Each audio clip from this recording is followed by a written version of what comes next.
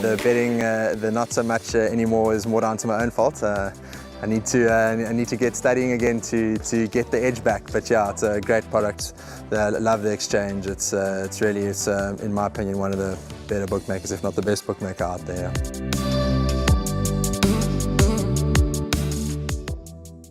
Race 2 on the card, and it's an early start for the place accumulator. 12:45 is the time you need to jot down to get those PA bets on.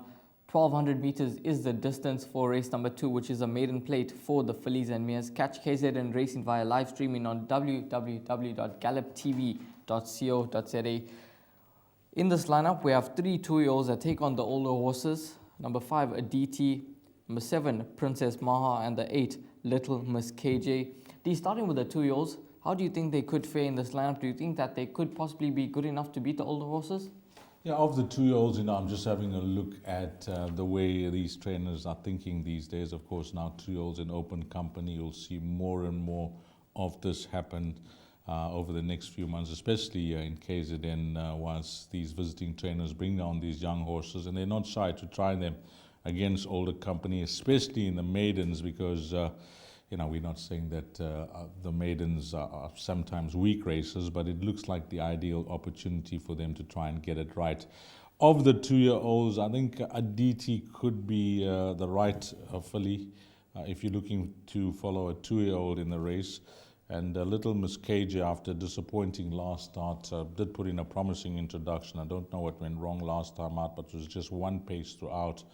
But Aditi has held her form nicely, the daughter of Kirari. And from her last start, behind Ride On, Sabatini has come out to win. 1 runner, 1 winner. She tries the poly track for the first time. So to answer your question, if I'm going to follow a 2-year-old in the race, I'll be in the camp of Aditi, of the most progressive of the 2-year-olds. But I like a horse here, Rael, and I'm all in. It was roll the dice, take a gamble for the show, because it was always going to be in doubt whether we were going to race at Hollywood Bets Gravel on Sunday.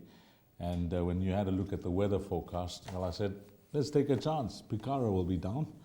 And if they don't race on Sunday, well, Monday we're on the poly track, and I've made one of the better bets on the card. There is lots of form to work around here amongst the locals, but I think that she represents the best Gauteng form when it comes to the maidens. We know can sometimes, or more often than not, be a bit stronger than our maiden form here in KZN. And she has visited the province, which was at a penultimate start. It was on the turf, but the fact is she's used to the surroundings here in KZN. She's been here, she's had a look at the parade ring, but she was nothing untowards about that run. She just got running a bit too late when second behind Global Secret, who has since come out to run a cracking good race out the maidens.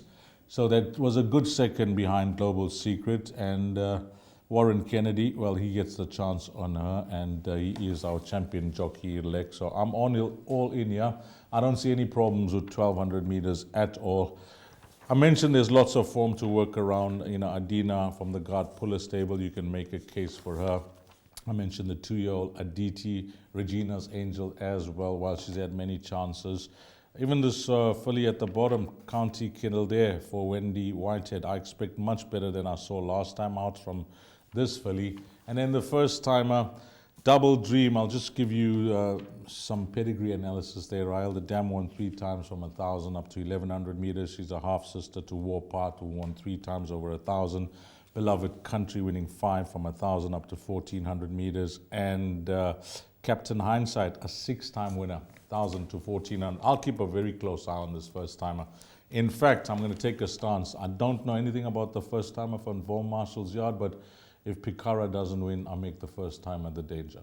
She does look to be the main danger. If she does have any sort of ability, I think that this type of race shouldn't take a lot of beating, and Double Dream has to be respected. I'm going to be with Dees on this. I think that Picara... I've been waiting for your stamp of approval. I've been waiting for that. Yeah, I think that Picara is possibly the horse that they all have to beat. Like in the first race, we saw 2 horses that have dominated that second box, and Picara, she's run 5 seconds from her 11 starts, and hopefully she could possibly get it right on Monday and make it 12 starts, 1 win and 5 seconds.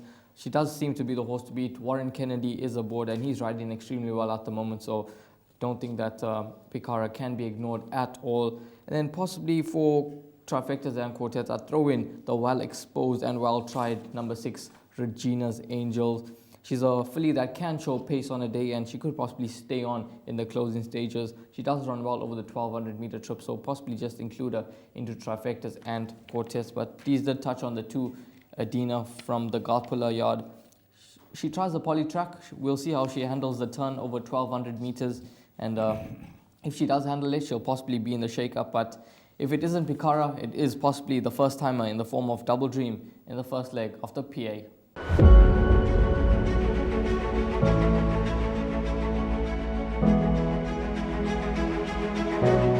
It's Donovan Everett from Cape Racing, and I'd just like to say it's an absolute pleasure to be involved with Intrabet and Cape Breeders in this golf day today here at Pearl Valley.